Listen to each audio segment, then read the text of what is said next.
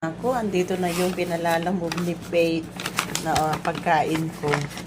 Naka-Shopwise pa, oh. Shopwise ang lagayan.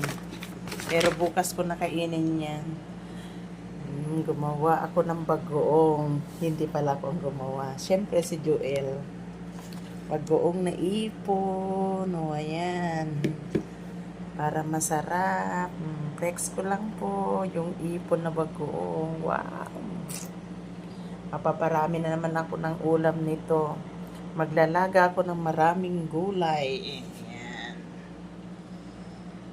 Text ko lang bago po tayo matulog kasi bukas wala tayong pasok. Kaya lang, syempre marami pa tayong gagawin dito sa bahay.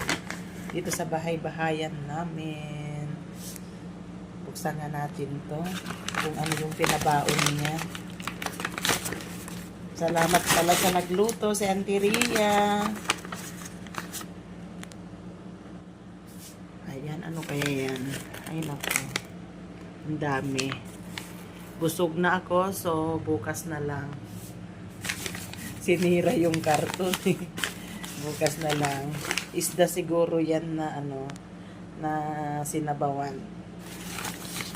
Painit na lang natin bukas. Thank you, Auntie Ria. Thank you, Faith. Thank you rin, Joel, sa paggawa ng bagong na ipon. Yan. Thanks for watching. God bless everyone.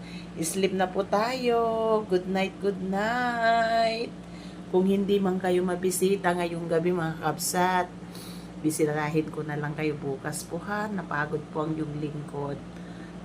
Matutulog na po ako. Magpapahinga na. Good night. God bless.